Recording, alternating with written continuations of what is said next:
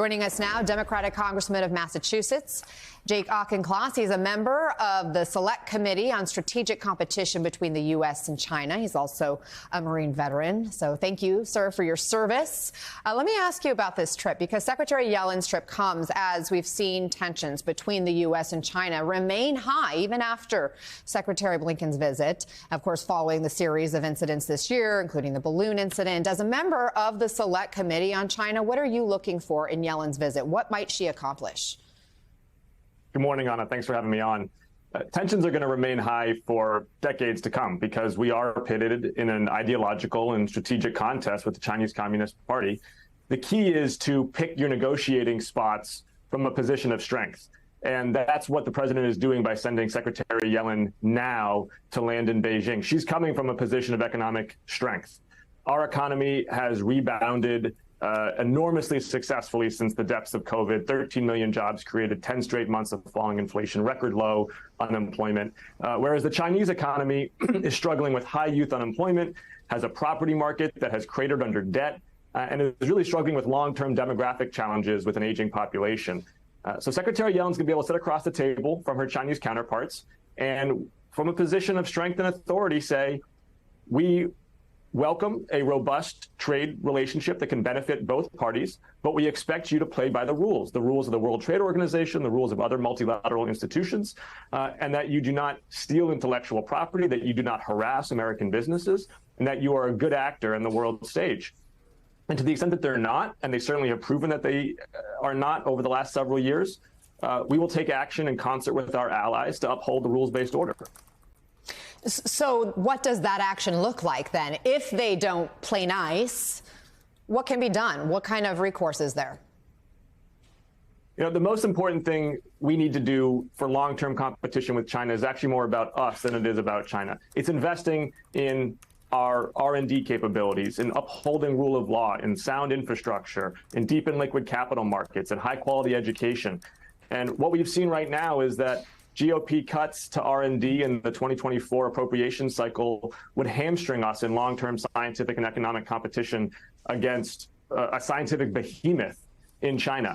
And so the first thing we have to do is not impair our own ability to run faster than the Chinese economy in the decades to come. So let's turn to the latest on the war in Ukraine, because former Vice President Mike Pence, who's running for the White House in 2024, had some critical words for the Biden administration after his recent visit to Ukraine. Take a listen. I think President Biden has failed miserably to explain our national interest here. He's given these gauzy speeches about democracy, the reason we're there. Look, we're there because it's in our national interest to give the Ukrainian military the ability to rebut and defeat Russian aggression. Congressman, he says President Biden has failed to explain America's interest in this conflict. What's your response? I mean, I can't help but laugh. Yeah.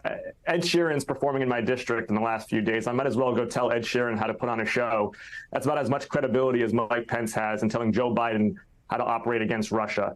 Mike Pence was vice president when Donald Trump was impeached for blackmailing Ukraine. Mike Pence was vice president when Donald Trump went to Helsinki and prostrated himself before Putin in a performance that two previous GOP presidential nominees called disgraceful. Mike Pence has zero credibility on the question of Ukraine. And if I were him, I would be spending my time on the phone calling House GOP members and asking them to not cut $500 million from Ukrainian support, as they just voted to do 2 weeks ago.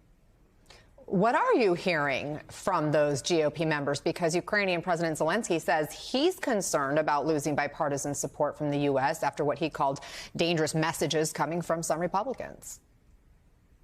There's broadly three camps in the House GOP conference right now. One camp, call them the Reagan conservatives, are aligned with the strategic and moral imperative to support Ukraine. Fortunately, that's some of the most senior members of the House are in that camp: Mike Turner, Mike McCall, et cetera.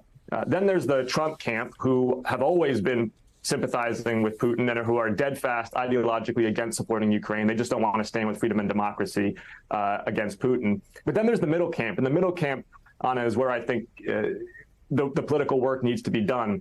These are members who individually, I think, want to support Ukraine, understand the value of supporting Ukraine, but whose base back home, because of Donald Trump's absurd exhortations in favor of Putin is increasingly restless. And so the White House, House Democrats, Senate Democrats, Senate Republicans, I think are all going to have to work on that middle camp there to sustain bipartisan support for Ukraine. And I've been doing that in my own way with a series of bipartisan actions as well. But quickly, if you will, what is your message to Americans who may be worried about the U.S. spending billions and billions of dollars indefinitely in this conflict that has no end in sight right now?